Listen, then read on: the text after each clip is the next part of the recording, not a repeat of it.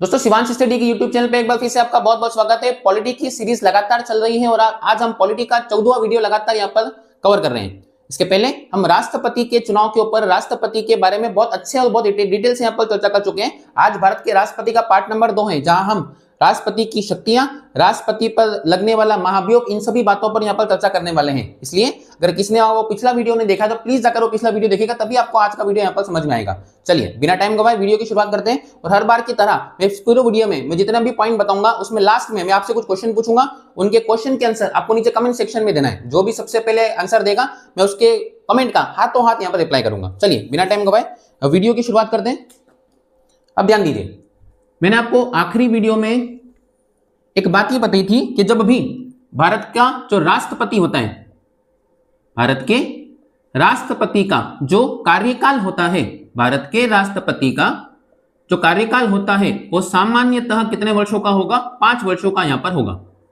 भारत के राष्ट्रपति का कार्यकाल सामान्यतः 5 वर्षों का यहां पर होता है। लेकिन अगर राष्ट्रपति बीच कार्यकाल में अपना त्याग पत्र दे दे या भारत के राष्ट्रपति के अपने पद पर रहते हुए क्या हो जाए? मृत्यु। जी हाँ, ऐसा 2 बार हो भी चुका है, इसलिए मैंने एक शब्द का प्रयोग किया ताकि आपको कॉन्सेप्ट पता होना चाहिए कि अगर ऐसा होगा कैसे या क्या हो जाएगा। तो जब भी भारत के राष्ट्रपति बीच कार्यकाल में अपना त्याग पत्र दे दे या फिर राष्ट्रपति के अपने पद पर रहते मृत्यु हो जाए, तो ऐसी स्थिति में क्या होगा? अगर ऐसी स्थिति हो जाती है तो ध्यान दीजिए, ये मान लीजिए कार्यकाल है पूरा, मान लीजिए 2025 में कोई राष्ट्रपति बना, तो अब सामान्यतः वो कब तक होना चाहिए? राष्ट्रपति 2030 तक भारत का राष्ट्रपति होना चाहिए।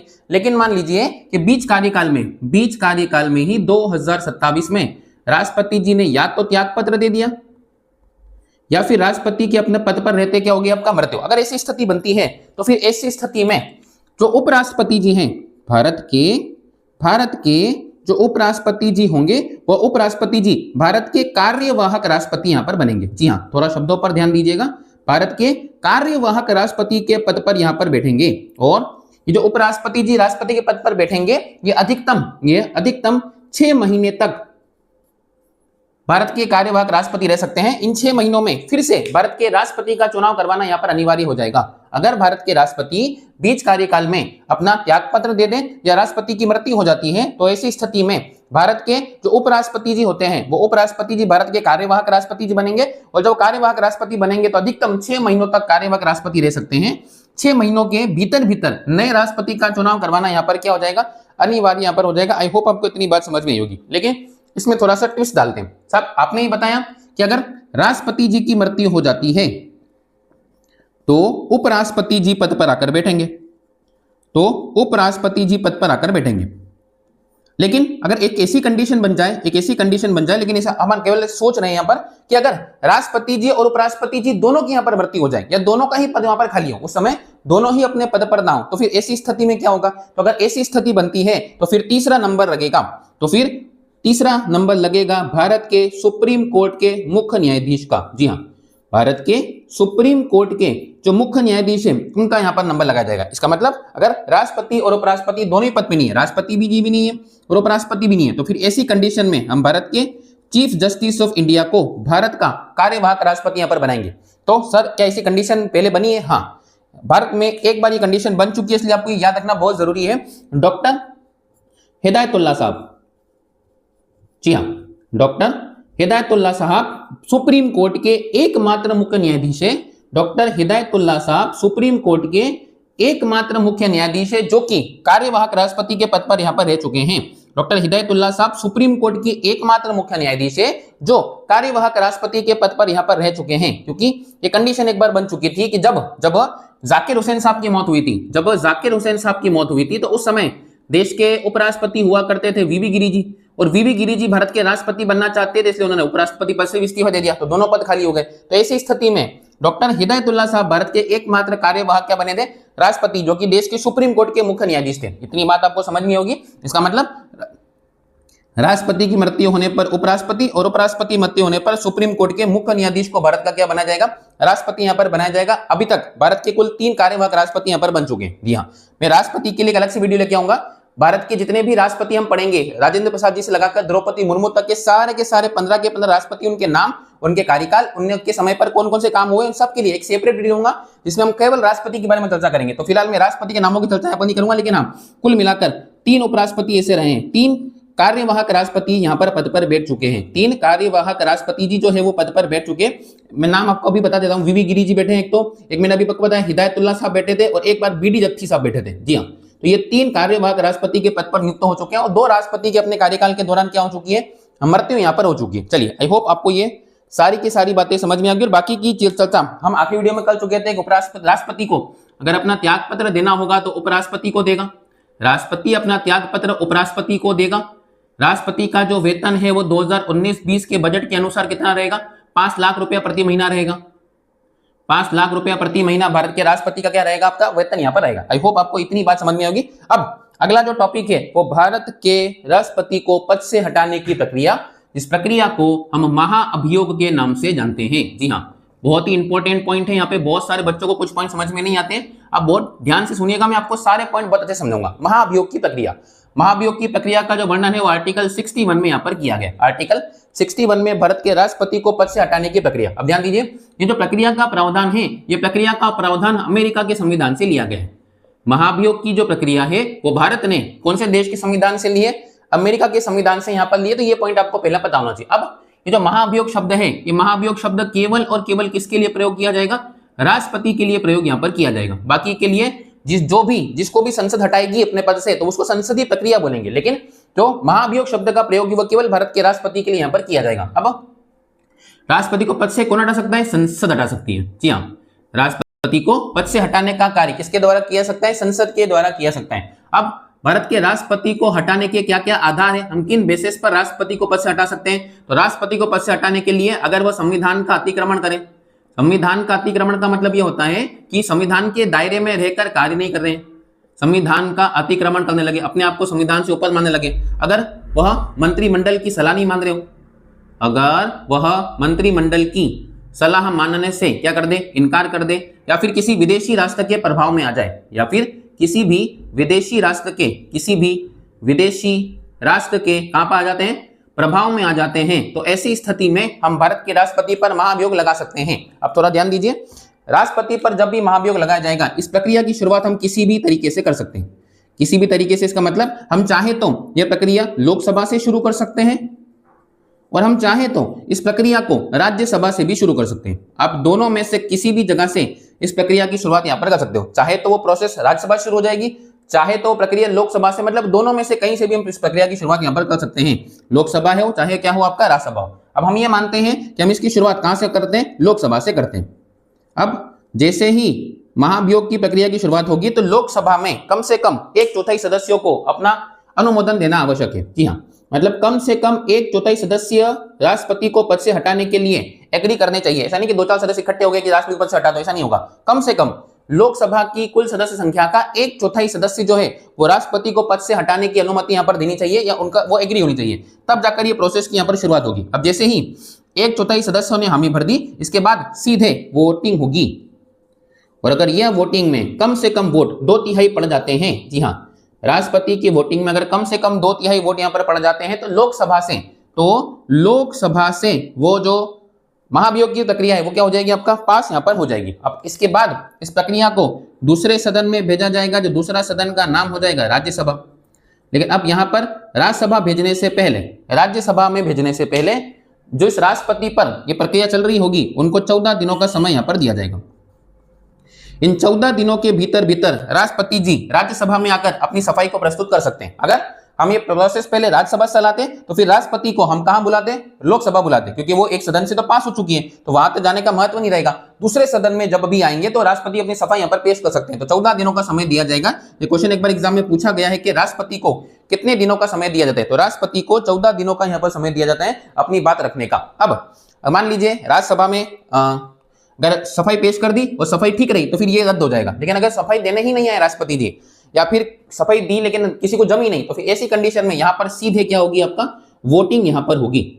और यह वोटिंग भी अगर 2/3 मतदान से हो जाती है तो भारत के राष्ट्रपति को अपने पद से क्या देना पड़ेगा, इस्तीफा यहाँ पर देना पड़ेगा और उसी समय भारत के उपराष्ट्रपति जी कार्यवाहक राष्ट्रपति बनेंगे और फिर वही प्रक्रिया कि 6 महीनों के भीतर भीतर हमको भारत के राष्ट्रपति का क्या करना पड़ेगा, चुनाव यहाँ पर करना पड़ेगा।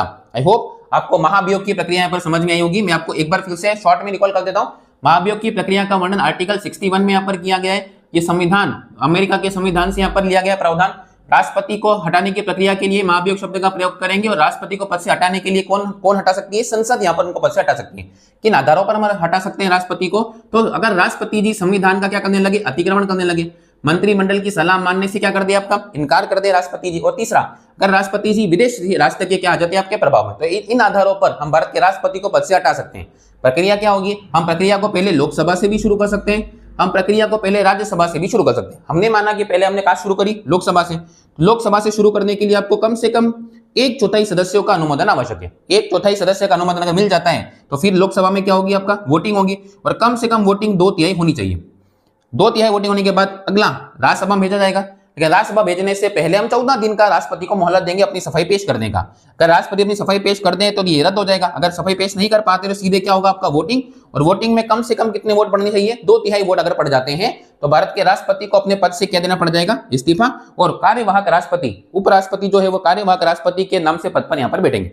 अब एक पॉइंट में इसमें और ऐड करता हूं, जब भी महाभियोग की प्रक्रिया चलाई जाएगी तो उसमें जो भाग लेंगे वो लेंगे लोकसभा के सभी सदस्य और राज्यसभा के सभी सदस्य। सभी मतलब इस सभी के अंदर मनोनीत सदस्य भी शामिल होते हैं। जी हाँ, एक बात ध्यान दीजिएगा, जब हमने राष्ट्रपति का चुनाव किया था तो हमने एक बात स्पेशल पढ़ी थी कि कभी भी मनोनीत सदस्यों को भाग लेने का अधिकार नहीं होता है, लेकिन जब राष्ट्रपति को पद से हटाया जाएगा तो मनोनीत सदस्य जो होते हैं वो राष्ट्रपति को हटाने की प्रक्रिया में पार्टिसिपेट करेंगे। लेकिन कौन भाग नहीं लेंगे, विधानसभा के सदस्य यहाँ प्रक्रिया में भाग नहीं लेंगे।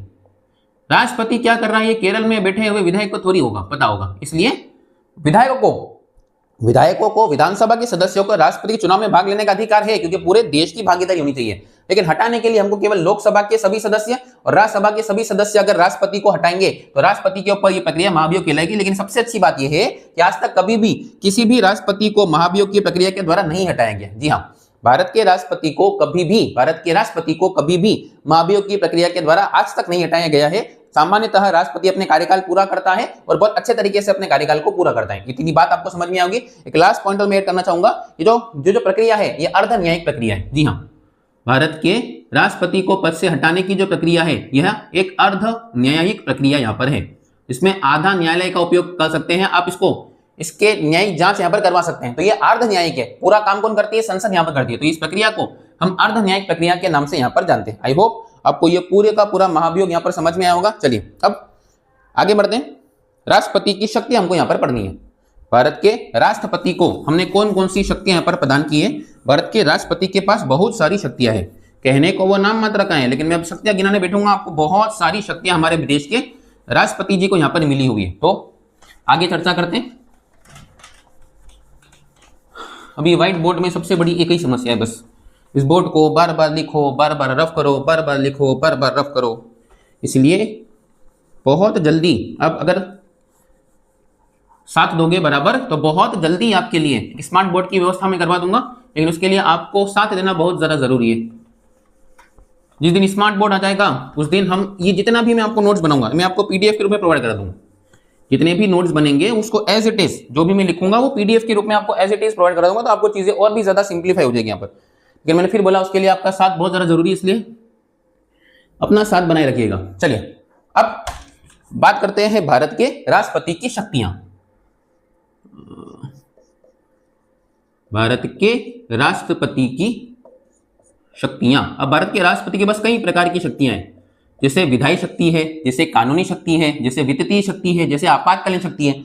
हम सबको मिक्स करके यहां पर पढ़ते हैं, थोड़ा ध्यान समझिएगा। सबसे पहला, भारत के राष्ट्रपति को नियुक्ति करने का यहां पर अधिकार है। जी हां, भारत के राष्ट्रपति जी अलग अलग सदस्यों की क्या करते हैं, यहां पर नियुक्ति करते हैं। अब वो कौन कौन सदस्य जिनकी नियुक्ति भारत का राष्ट्रपति करता है, तो ध्यान दीजिएगा। सबसे पहले भारत के प्रधानमंत्री की नियुक्ति होती है। जी हां, प्रधानमंत्री के साथ साथ अन्य मंत्रियों की नियुक्ति होती है। अन्य मंत्रियों के साथ साथ कई सारे, जैसे यूपीएससी का अध्यक्ष है, जैसे कि महान्यायवादी है, महान्यायवादी होता है, जैसे कि सीएजी होता है, जैसे कि भारत का चुनाव आयुक्त होता है। ऐसे कई सारे ऐसे बड़े बड़े पद हैं जिनकी नियुक्ति भारत के राष्ट्रपति के द्वारा यहाँ पर की जाती है। ध्यान दीजिएगा, प्रधानमंत्री का निर्वाचन नहीं होता है, प्रधानमंत्री की हमेशा से नियुक्ति होती है। ये बात मैं आपको तब समझूंगा तो हम प्रधानमंत्री पहुंच जाएंगे आर्टिकल 73 पर, 74 या 75 पर बात करेंगे, तब हम इस बात पर चर्चा करेंगे कि राष्ट्रपति जी का निर्वाचन नहीं होता है, राष्ट्रपति जी की नियुक्ति यहाँ पर की जाती है। तो राष्ट्रपति को कई सारे सदस्यों की, इसके अलावा भी बहुत सारे सदस्य जिनकी नियुक्ति करने का अधिकार भारत के किसको होता है, राष्ट्रपति को यहाँ पर होता है। दूसरा हम बात करते हैं, राष्ट्रपति कई सारे लोगों को क्या दिलाते हैं, शपथ यहाँ पर दिलाते हैं। अब राष्ट्रपति शपथ किन किन लोगों को दिलाते हैं, चर्चा करते हैं। जैसे कि प्रधानमंत्री को शपथ दिलाई जाती है, जैसे कि अन्य मंत्रियों को शपथ दिलाई जाती है, जैसे कि सुप्रीम कोर्ट के जज को, जी हाँ, जैसे कि सुप्रीम कोर्ट के जज को शपथ भी, सारे के सारे अन्य को भी और मुख्य को भी शपथ कौन दिलाते हैं, भारत के राष्ट्रपति। भारत के उपराष्ट्रपति को भी शपथ, भारत के उपराष्ट्रपति को भी शपथ भारत के किसके द्वारा दी जाती है, राष्ट्रपति के द्वारा यहाँ पर दिलाई जाती है। तो भारत के राष्ट्रपति जी कई सारे लोगों को क्या दिलाते हैं, शपथ। तो ये भी उनकी क्या कहलाएगी, आपका शक्ति यहाँ पर कहलाएगी। तीसरा, एक सैन्य शक्ति होती है भारत के राष्ट्रपति के पास, कि भारत के राष्ट्रपति तीनों सेनाओं के प्रमुख यहाँ पर होते हैं। जी हाँ, भारत का राष्ट्रपति तीनों प्रकार की जो सेना होती है, तीनों सेनाओं के क्या माने जाते हैं, प्रमुख यहाँ पर माने जाते हैं। तीनों सेनाओं के सेनापति के नाम से इनको जाना जाता है। युद्ध विराम की घोषणा कर सकते हैं भारत के राष्ट्रपति, और युद्ध की घोषणा भी कर सकते हैं। भारत का राष्ट्रपति, भारत के जो राष्ट्रपति जी हैं, वो युद्ध की घोषणा कर सकते हैं और साथ ही साथ विराम की भी घोषणा कर सकते हैं। इसीलिए हमने कहा कि भारत के राष्ट्रपति तीनों सेनाओं के क्या होते हैं, आपके प्रमुख का दर्जा यहाँ पर प्राप्त है। चौथा, भारत के राष्ट्रपति को, थोड़ा ध्यान से सुनिएगा, यहाँ पर चीजें आपको समझ में लगेगी। भारत के राष्ट्रपति को लोकसभा में, ये पहले अधिकार हुआ करता था लेकिन ये अधिकार खत्म हो गया, कि 2 एंग्लो इंडियन सदस्यों को चुनने का यहाँ पर अधिकार होता था, जहां पर 2 मनोनीत होते थे। लेकिन 2016 में मोदी सरकार ने इस एंग्लो इंडियन कॉन्सेप्ट को खत्म कर दिया। तो अब यहाँ पर कोई भी सदस्यों की नियुक्ति नहीं की जाती है, लेकिन राष्ट्रपति जी 12 सदस्यों की नियुक्ति, राष्ट्रपति जी 12 सदस्यों की जो नियुक्ति है वो कहां पर करते हैं, वो राज्यसभा में करते हैं। इसका मतलब राज्यसभा में जो 12 सदस्यों को मनोनीत किया जाता है, जो राष्ट्रपति के चुनाव में भाग नहीं लेते हैं, ये वही 12 मेंबर है। अब ध्यान दीजिए, मैं आपको एक कॉन्सेप्ट कनेक्ट करता हूं। ये इस 12 सदस्य को इसीलिए राष्ट्रपति के चुनाव में भाग लेने का अधिकार नहीं है क्योंकि इनकी नियुक्ति स्वयं कौन कर रहा है, राष्ट्रपति अगर कर रहे हैं। मान लीजिए जो अभी राष्ट्रपति है, अगर वही राष्ट्रपति फिर से राष्ट्रपति बनना चाहता है, तो क्या एक लॉजिक बिठाइए, क्या ये 12 सदस्य उसी राष्ट्रपति का फेवर नहीं करेंगे आपका अगले चुनाव में, कि साहब आपने हमको चुना था, अब आप अगले चुनाव में खड़े होंगे तो हम आपको ही चुनेंगे आपका। तो ये 12 वोटों का बहुत मेजर फर्क पड़ जाएगा। इसलिए ऐसे सदस्य जो मनोनीत नहीं किए जाते हैं उनको भाग लेने का अधिकार ही नहीं। और एक और बात यह है कि राष्ट्रपति को तो देश की जनता चुनती है, इन लोगों को तो जनता ने नहीं चुना, इसलिए इन लोगों को वोट डालने का अधिकार यहाँ पर होता है, राष्ट्रपति को चुनाव में भाग लेने का अधिकार नहीं होता है। तो राष्ट्रपति जी 12 सदस्यों की नियुक्ति कहां करता है, राज्यसभा में। और जो नियुक्ति करने का अधिकार है 12 मेंबर की, ये व्यवस्था हम आयरलैंड के संविधान से यहाँ पर लाए। जी हाँ, यह व्यवस्था हमने कौन से देश के संविधान से ली है, आयरलैंड के संविधान से यहाँ पर लिए कि 12 मेंबर को हम कहाँ नियुक्त करेंगे, राज्यसभा में नियुक्त कर। कला, साहित्य, विज्ञान, इन सभी में ये निपुण लोग होते हैं जिनकी नियुक्ति हम राज्यसभा में करते हैं। थोड़ा आगे समझते हैं। राष्ट्रपति संसद के सत्र को बुला सकता है। संसद का जो सत्र होता है, संसद के सत्र को आहूत करता है, वहीं संसद के सत्र का सत्रावासन भी करता है। सत्रावासन का मतलब होता है संसद के सत्र को क्या कर देना, समाप्त। तो संसद के सत्र बुलाता भी राष्ट्रपति जी है और संसद के सत्र को समाप्त करने का अधिकार भी भारत के किसको होता है, राष्ट्रपति जी को यहाँ पर होता है। अगला, राष्ट्रपति जी, भारत के जो राष्ट्रपति जी हैं वह, अब थोड़ा ध्यान समझिएगा, प्रधानमंत्री की सलाह पर, प्रधानमंत्री की अनिवार्य सलाह पर, प्रधानमंत्री की अनिवार्य सलाह पर लोकसभा को भंग यहां पर कर सकते हैं। जी हां, लोकसभा को भंग यहां पर कर सकते हैं, लोकसभा को भंग कर सकते हैं। अब ये भंग करने का मतलब क्या होता है, मतलब बीच में सरकार गिरा सकते हैं। जी हां, जैसे कि मान लीजिए 2025 में कोई सरकार बनती है और सरकार का कार्यकाल 5 वर्षों का होगा, इसका मतलब सरकार कब तक काम करेगी, 2030 तक यहाँ पर काम करेगी। अगर प्रधानमंत्री सलाह दे दें राष्ट्रपति जी को, तो राष्ट्रपति जी बीच समय पर ही लोकसभा भंग कर देंगे। 2028 में लोकसभा भंग हो जाएगी। और अगर लोकसभा भंग हो जाती है तो देश में वापस से क्या होंगे आपका चुनाव यहाँ पर करवाए जाएंगे। जी हाँ, हर 5 साल में तो लोकसभा भंग होती ही है। हर 5 साल में जब भी 5 साल का समय टर्नओवर पूरा होता है तब तो राष्ट्रपति लोकसभा को भंग करते ही हैं। लेकिन अगर प्रधानमंत्री जी सलाह दे दें तो बीच कार्यकाल में भी लोकसभा को क्या किया जा सकता है, भंग। तो यहाँ पर 2 पॉइंट इंपॉर्टेंट है कि प्रधानमंत्री सलाह देना अनिवार्य है और प्रधानमंत्री खुद भंग नहीं कर सकते हैं। प्रधानमंत्री को भंग करने के लिए किसकी सहायता लेनी पड़ेगी, राष्ट्रपति की। तो प्रधानमंत्री की अनिवार्य सलाह पर राष्ट्रपति जी लोकसभा को क्या कर सकते हैं, भंग यहां पर कर सकते हैं। अगला, संयुक्त अधिवेशन, जी हाँ, संयुक्त अधिवेशन की चर्चा हम करेंगे आर्टिकल 108 में। तो जो संयुक्त अधिवेशन होता है, जो संयुक्त अधिवेशन होता है, इसको बुलाने का जो अधिकार है, इसको बुलाने का अधिकार आर्टिकल 108 के तहत भारत के राष्ट्रपति को ही होता है। संयुक्त अधिवेशन का मतलब होता है कि जब अभी नॉर्मली कोई अगर बिल पेश होता है तो नॉर्मली वो पहले लोकसभा में जाएगा, फिर वो राज्यसभा में जाएगा और दोनों से अलग अलग पास होगा। मान लीजिए एक सदन ने बिल को पास कर दिया और दूसरा सदन बिल को पास नहीं कर रहा है, कुछ भी आनाकानी कर रहा है, कुछ भी गड़बड़ हो रही है, तो राष्ट्रपति को अधिकार है कि दोनों सदनों को एक साथ बिठाकर बिल को पास करवा सकता है। जी हाँ, तो इसे अधिवेशन को हम कौन सा अधिवेशन के नाम जानते हैं? संयुक्त अधिवेशन के नाम से यहां पर जानते हैं। तो भारत का राष्ट्रपति संयुक्त अधिवेशन को बुलवा सकता है, लेकिन संयुक्त अधिवेशन की जो अध्यक्षता है वो लोकसभा के अध्यक्ष द्वारा यहां पर की जाएगी। अगला, भारत का राष्ट्रपति, भारत के राष्ट्रपति को वित्तीय शक्तियां प्राप्त है। इसका मतलब भारत का राष्ट्रपति आकस्मिक निधि से, भारत के राष्ट्रपति आकस्मिक निधि से 500 करोड़ रुपए निकालने की परमिशन यहां पर दे सकते हैं। जी हां, भारत के राष्ट्रपति जी अगर देश में कुछ गड़बड़ हो जाती है और संसद का सत्र नहीं लग रहा तो राष्ट्रपति के पास अधिकार है कि वो आकस्मिक निधि से, भारत के राष्ट्रपति जी आकस्मिक निधि से अपने हस्ताक्षर के द्वारा 500 करोड़ रुपए तक की सहायता यहां पर अपने दम पर कर सकते हैं। और अगर आप आकस्मिक निधि के साथ में एक निधि और होती है जिसके तहत अगर पैसा निकालना होता है, संचित निधि, तो संचित निधि से भी पैसा निकालने के लिए भारत के राष्ट्रपति के हस्ताक्षर की आवश्यकता यहां पर पड़ती है। संचित निधि से पैसा निकालने के लिए भी भारत के राष्ट्रपति की आवश्यकता पड़ेगी। तो इसी को हम राष्ट्रपति की कौन शक्ति कहते हैं? वित्तीय शक्ति यहां पर कहते हैं। ध्यान दीजिए, आकस्मिक निधि से अगर देश में कुछ भी ऐसा आकस्मिक घटना हो जाती है, हमारे देश में दो फंड होते हैं, एक होता है संचित निधि, एक आकस्मिक निधि। कंटिजेंसी फंड, संचित निधि को कहते हैं जब सारा खर्चा फिक्स होता है कि जाने वाला ही है, वेतन देना है, ये करना है, वो करना है, विकास उसी से होता है उनका। लेकिन देश में अगर कोई आकस्मिक घटना हो जाती है तो वो आकस्मिक घटना के लिए फंड बनाया गया जिसे आकस्मिक निधि कहा जाता है, जिस पर पैसा निकालने का अधिकार संसद को होता है। लेकिन राष्ट्रपति जी अपने हस्ताक्षर से 500 करोड़ रुपए तक की राशि यहां पर प्रदान कर सकते हैं। आई होप आपको ये सारे पॉइंट समझ में आए होंगे। मैं एक बार सभी को रिकॉल करता हूं, और भी शक्तियां अभी तो खत्म नहीं हुई है। नियुक्ति, प्रधानमंत्री की नियुक्ति भारत के राष्ट्रपति करेंगे, मंत्रियों की नियुक्ति करेंगे राष्ट्रपति, यूपीएससी का अध्यक्ष अजय भल्ला साहब अभी वर्तमान में, महान्यायवादी की नियुक्ति यहां पर करेंगे, सीएजी की नियुक्ति यहां पर करेंगे, चुनाव आयुक्त की नियुक्ति यहां पर भारत के राष्ट्रपति के द्वारा की जाती है। शपथ दिलाने का काम भी राष्ट्रपति करते हैं, प्रधानमंत्री को शपथ दिलाएंगे, अन्य मंत्री को शपथ दिलाएंगे, सुप्रीम कोर्ट के सभी जजों को शपथ भारत के राष्ट्रपति के द्वारा दिलाई जाती है। वहीं उपराष्ट्रपति को भी शपथ भारत के राष्ट्रपति यहां पर दिलाते हैं। अगला, तीनों सेनाओं का जो प्रमुख होते हैं वो भारत के राष्ट्रपति होते हैं, अर्थात राष्ट्रपति जी युद्ध की घोषणा कर सकते हैं और राष्ट्रपति युद्ध विराम की भी घोषणा यहां पर कर सकते हैं। अगला, राष्ट्रपति लोकसभा में 2 एंग्लो इंडियन चुनने का अधिकार हुआ करता है, लेकिन ये अधिकार वर्तमान में समाप्त हो चुका है। और 12 सदस्यों की नियुक्ति कहां करती है? राज्यसभा में। ये अधिकार अभी भी है। और इन सदस्यों को हम कौन से सदस्य के नाम से जानते हैं? मनोनीत सदस्य के नाम जानते हैं। और ये व्यवस्था हम कौन से देश के संविधान से लाए? आयरलैंड के संविधान से यहाँ पर लाए। अगला, संसद का सत्र बुलाना तथा संसद के सत्र को समाप्त करना। बुलाना को बोलते हैं आहूत करना और समाप्त करने को बोलते हैं सत्र भाषण करना। तो दोनों अधिकार भारत के राष्ट्रपति को होते हैं। राष्ट्रपति जी प्रधानमंत्री जी की अनिवार्य सलाह पर लोकसभा को क्या कर सकते हैं? भंग कर सकते हैं। इसका मतलब समय से पहले ही हम चुनाव करवा सकते हैं देश में, ये काम लेकिन प्रधानमंत्री जी की अनिवार्य सलाह पर ही होगा। संयुक्त अधिवेशन बुलाने का अधिकार आर्टिकल 108 के तहत भारत के किसको होता है? राष्ट्रपति को होता है।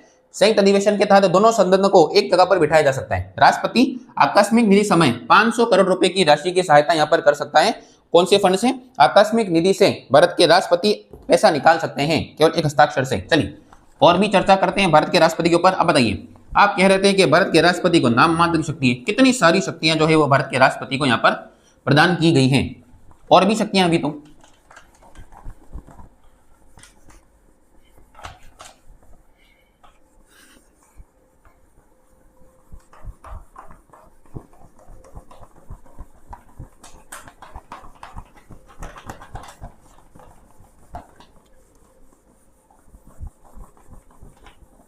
चलिए, अब भारत के राष्ट्रपति को 9वां पॉइंट था शायद मेरे हिसाब से, भारत के राष्ट्रपति को क्षमादान की शक्ति भी प्राप्त है। जी हाँ, क्षमादान की शक्ति का वर्णन आर्टिकल 72 में यहां पर किया गया है। राष्ट्रपति किसी भी दोषी की सजा को माफ यहां पर कर सकते हैं। जी हाँ, राष्ट्रपति को सजा माफ करने का यहां पर अधिकार होता है। भारत के राष्ट्रपति किसी भी कैदी की सजा यहां पर माफ कर सकता है। इतना अधिकार भारत के राष्ट्रपति को होता है। जैसे कि न्यायालय ने किसी व्यक्ति को सजा दी है तो राष्ट्रपति के पास यह अधिकार होता है कि राष्ट्रपति सजा को क्या कर सकता है? माफ यहां पर कर सकता है। यही अधिकार भारत के राज्यपाल को भी होता है, लेकिन राज्यपाल जो है वो फांसी की सजा को माफ नहीं कर सकता। जी हाँ, यह अधिकार राज्यपाल के पास भी है। राज्यपाल भी सजा माफ कर सकता है, लेकिन राज्यपाल फांसी माफ नहीं कर सकता है। लेकिन राष्ट्रपति को इतना अधिकार होता है कि राष्ट्रपति एक तो सेना के द्वारा दी गई सजा को भी माफ कर सकता है, सेना के द्वारा डी की सजा को माफ कर सकता है और फांसी माफ कर सकता है, लेकिन जो राज्यपाल होता है एक तो फांसी को माफ नहीं कर पाएगा, साथ ही सेना के द्वारा जो सजा दी जाती है, कोर्ट मार्शल जो किया जाता है, वो सजा राज्यपाल यहाँ पर माफ नहीं कर सकता, लेकिन राष्ट्रपति को ये दोनों शक्ति यहाँ पर प्रदान है। अगला, भारत के राष्ट्रपति अध्यादेश का प्रयोग करके, अब यहां ध्यान समझिएगा, भारत के राष्ट्रपति जी अध्यादेश, अध्यादेश का चर्चा होती है आर्टिकल 123 में, अध्यादेश जारी करके अस्थायी कानून का निर्माण यहां पर कर सकते हैं। अब ये थोड़ा सा समझने वाला पॉइंट है, आप समझिएगा, अस्थायी कानून का निर्माण यहां पर कर सकते हैं। देखिए, संसद साल में 3 बार बैठती है, संसद के जो सत्र है वो साल में कितनी बार लगते हैं, 3 बार यहाँ पर लगते हैं। कल ही संसद का सत्र, मानसून सत्र यहाँ पर समाप्त हो चुका है। 1 फरवरी के महीने में लगेगी, 1 जून या जुलाई के महीने में लगती है, समय फिक्स नहीं होता है कि कभी भी लगा सकते हैं, और तीसरा लगती है आपका नवंबर दिसंबर के महीने में, जब शीतकालीन सत्र यहाँ पर बोला जाता है। पहले वाले सत्र को हम बजट सत्र बोलते हैं, जिसमें देश का क्या प्रस्तुत होता है, बजट यहाँ पर प्रस्तुत होता है। दूसरे वाले को हम मानसून सत्र के नाम से यहाँ पर जानते हैं। हमने जो नाम है वो हमारे ऋतु के अनुसार रखे हैं, और ये तीसरे वाले सत्र को हम शीतकालीन सत्र के नाम से यहाँ पर जानते हैं। अब एक बात हमेशा याद रखिएगा, देश में जब भी कानून का निर्माण करना होगा तो कानून का निर्माण केवल संसद करेगी। संसद के अलावा देश में कोई भी कानून नहीं बना सकता, किसी को इतनी शक्ति नहीं है कि वो देश में कानून का निर्माण कर सके, इसलिए कानून बनाने का अधिकार केवल संसद को होता है। लेकिन एक दिक्कत ये कि संसद रोज तो बैठती नहीं है, संसद तो साल में केवल 3 बार बैठती है। ऐसी कंडीशन में अगर बीच में कानून बनाने की आवश्यकता पड़ जाती है, मान लीजिए मई के महीने में कानून बनाना है, लेकिन संसद का जून का वेट नहीं कर सकते, देश में परिस्थिति बहुत खराब हो सकती है, तो ऐसी कंडीशन में भारत का राष्ट्रपति एक हस्ताक्षर करके कानून बना सकता है, और वही हस्ताक्षर क्या कहलाएगा, अध्यादेश यहां पर कहलाएगा। तो भारत के राष्ट्रपति, जब संसद का सत्र नहीं चल रहा होता है, तो भारत के राष्ट्रपति जी कानून का निर्माण यहां पर कर सकते हैं, और वही कानून का निर्माण अध्यादेश के तहत होता है, लेकिन वो कानून अस्थायी होगा। जी हाँ, अस्थायी क्यों होगा, क्योंकि जिस दिन संसद का सत्र लग जाएगा, संसद के सत्र लगने के बाद उससे बिल को 42 दिनों के अंदर अंदर, जैसे हम कह सकते हैं 6 सप्ताह के अंदर अंदर पास करना आवश्यक है। 6 सप्ताह के अंदर अगर वो बिल पास नहीं हो पाया, 6 सप्ताह के अंदर अगर वो बिल पास नहीं हो पाया, तो उस कानून को खत्म कर दिया जाएगा। इसलिए इस कानून को मैंने बोला अस्थायी कानून है। स्थायी कानून तो केवल संसद ही बना सकती है, लेकिन अस्थायी कानून का निर्माण भारत के राष्ट्रपति कर सकते हैं, लेकिन उसको पास करने का काम कौन कौन करेगी, आपका संसद यहां पर करेगी। आई होप आपको ये पॉइंट समझ में आया होगा कि भारत के राष्ट्रपति जी अस्थायी कानून बना सकते हैं, लेकिन उसको स्थायी करने का काम केवल संसद के द्वारा किया जाएगा। एग्जाम में एक बार क्वेश्चन आया था कि जो अध्यादेश वो अधिकतम कितने समय लागू रह सकता है, तो अध्यादेश अधिकतम तो 6 महीने लागू रह सकता है, और प्लस 6 महीने के बाद 6 सप्ताह को उसको समय दिया जाएगा। इससे ज्यादा समय तक कोई भी अध्यादेश जारी नहीं रह सकता। 6 महीने इसलिए क्योंकि संसद की 2 सत्रों के बीच में 6 महीने का गैप यहाँ पर हो सकता है। अब मानिए संसद जिस दिन खत्म हुई, अगले ही दिन कानून बनाना पड़ गया, तो वहां से लगाकर 6 महीने तक की गैप के बीच में कानून लागू रहेगा, अस्थायी कानून। उसके बाद संसद जब शुरू होगी तो 42 दिन का समय मिलेगा। तो अधिकतम जो अध्यादेश होता है वो 6 महीने प्लस 6 सप्ताह के समय तक यहाँ पर क्या किया जाता है, लागू यहाँ पर किया जाता है। ये इतनी बात आगे आपको समझ में आई होगी। चलिए और भी शक्तियों की बात करते हैं। अगले, राष्ट्रपति को वीटो की शक्ति यहाँ पर प्रदान होती है। भारत के राष्ट्रपति को वीटो की शक्ति यहां पर प्रदान है। अब ये वीटो की शक्ति यहां पर क्या होता है, देखिए, वीटो का मतलब होता है देश में जब भी कानून का निर्माण करना होता है तो कानून कौन बनाती है, संसद। और संसद के 3 अंग होते हैं, आप सभी को जानकारी होगी इस बारे में, लोकसभा, राज्यसभा और राष्ट्रपति। ये तीनों से मिलाकर संसद बनती है, लोकसभा, राज्यसभा और राष्ट्रपति, तीनों मिलाकर क्या बनती है, आपका संसद बनती है। लेकिन बिल पास करने के लिए राष्ट्रपति के हस्ताक्षर की आवश्यकता पड़ेगी। अब राष्ट्रपति के पास अगर कोई बिल साइन होना जाता है तो राष्ट्रपति के पास 3 प्रकार की शक्तियां होती है। पहली शक्ति, राष्ट्रपति किसी भी बिल को एक बार पुनर्विचार के लिए भेज सकता है। राष्ट्रपति किसी बिल को एक बार पुनर्विचार के लिए भेज सकता है, लेकिन ध्यान दीजिएगा ये केवल एक ही बार भेज सकता है। अगर अगली बार अगर वही सेम बिल आ जाता है तो अब राष्ट्रपति हस्ताक्षर करने के लिए क्या हो जाएंगे, आपके बात यहाँ पर हो जाएंगे। तो राष्ट्रपति को किसी बिल पर, मान लीजिए कोई बिल राष्ट्रपति के पास साइन होने के लिए आता है, तो राष्ट्रपति जी उस पर विचार करने के लिए बोल सकते हैं कि आप इस पर एक बार और विचार कीजिए, इसमें कुछ और पॉइंट अपन ऐड कर सकते हैं, कानून को थोड़ा बेहतर बना सकता है। लेकिन वही अगर कानून वापस संसद गया, साधारण बहुमत से पास होकर वापस आ गया, तो अब इस बार राष्ट्रपति जी हस्ताक्षर करने के लिए क्या हो सकते हैं, बात भी यहां पर हो सकते हैं। दूसरा, भारत के राष्ट्रपति को किसी बिल पर साइन करने से मना करने का अधिकार है, तो इतना अधिकार भारत के राष्ट्रपति को नहीं है। राष्ट्रपति किसी बिल पर साइन करने से मना नहीं कर सकते, अधिकार राष्ट्रपति से छीन लिया गया है। तो अमेरिका के राष्ट्रपति को अधिकार है कि वो किसी बिल पर साइन करने से मना कर सकता है। राष्ट्रपति का साइन नहीं होगा, देश में कानून बनेगा ही नहीं। लेकिन भारत का राष्ट्रपति इतना अधिकार, इसीलिए हम यहां पर बोल सकते हैं कि भारत के राष्ट्रपति को नाम मात्र कार्यपालिका है। अगला, तीसरा, राष्ट्रपति अगर किसी बिल पर साइन नहीं करना चाहे तो जेबी या पॉकेट वीटो का प्रयोग यहां पर कर सकते हैं। जी हाँ, जेबी और पॉकेट वीटो का मतलब क्या होता है, देखिए, राष्ट्रपति की साइन करने की समय सीमा का उल्लेख नहीं किया गया। भारत के राष्ट्रपति के साइन करने की समय सीमा का उल्लेख संविधान में है ही नहीं कि कितने समय में राष्ट्रपति को साइन करके देना है, ऐसा कोई वर्णन यहाँ पर नहीं किया गया। इसलिए अगर कोई राष्ट्रपति चाहे तो किसी बिल पर साइन करेगा नहीं, उसको कहां रख लेगा, अपनी पॉकेट में रख लेगा। इसीलिए इस पॉकेट का नाम जेबी या पॉकेट वीटो यहाँ पर रखा गया है। इसका प्रयोग एक बार यानी जेल सिंह साहब के साथ किया गया, यानी जेल सिंह साहब ने 1986 में राजीव गांधी सरकार के समय डाक संशोधन अधिनियम के तहत इसका प्रयोग यहां पर किया है। डाक संशोधन अधिनियम के तहत भारत के राष्ट्रपति जी ने इसका प्रयोग यहां पर किया है। राष्ट्रपति ज्ञानी जेल सिंह साहब थे। जी हाँ, तो ये क्वेश्चन बहुत इंपॉर्टेंट हो जाएगा आपके लिए कि ज्ञानी जेल सिंह साहब जो है, ज्ञानी जेल सिंह साहब ने इस बात का यहां पर उपयोग किया है। किसका? पॉकेट वीटो का। किस बिल के तहत? डाक संशोधन के तहत। कब किया है? 86 में। और किसकी सरकार यहां पर हुआ करती थी? राजीव गांधी साहब की यहां पर सरकार हुआ करती थी। तो ये भी भारत के राष्ट्रपति की बहुत महत्वपूर्ण शक्ति है, जहां राष्ट्रपति के साइन के बिना देश में कोई भी कानून का निर्माण नहीं किया जाएगा। और आखिरी शक्ति की अपन बात करते हैं, 12वीं शक्ति, जिसमें भारत के राष्ट्रपति आपातकाल की घोषणा यहां पर कर सकते हैं। राष्ट्रपति के पास आपातकालीन शक्तियां यहां पर होती है। देश के जितने भी आपातकाल लगेंगे वो आपातकाल की घोषणा भारत का राष्ट्रपति के द्वारा ही की जाएगी। आपातकाल 3 प्रकार के होते हैं, राष्ट्रीय आपातकाल 352, राष्ट्रपति शासन 356 और वित्तीय आपातकाल 360, जिसकी चर्चा हम जब भाग नंबर 18 पढ़ेंगे तब वहां बहुत ही डिटेल से इसके बारे में चर्चा करेंगे। तो ये सारी की सारी भारत के राष्ट्रपति की यहाँ पर क्या हो जाएगी, शक्ति यहाँ पर हो जाएगी। और आई होप आपको सारी की सारी शक्ति यहाँ पर समझ में आई होगी। अगर आप अभी तक वीडियो देख रहे हैं तो प्लीज वीडियो को लाइक कर दीजिए और एक प्यारा सा कमेंट यहाँ कर दीजिए। चलिए अब मैं आपसे कुछ क्वेश्चन पूछूंगा, क्वेश्चन के आंसर आपको बहुत ही ध्यान से देने हैं। मेरा पहला क्वेश्चन ये है कि अभी तक कितने ऐसे उपराष्ट्रपति जी हैं जो कार्यवाहक राष्ट्रपति के पद पर विराजमान रहे हैं? आपका पहला क्वेश्चन। मैं क्वेश्चन फिर से रिपीट कर रहा हूं, ध्यान से सुनिएगा।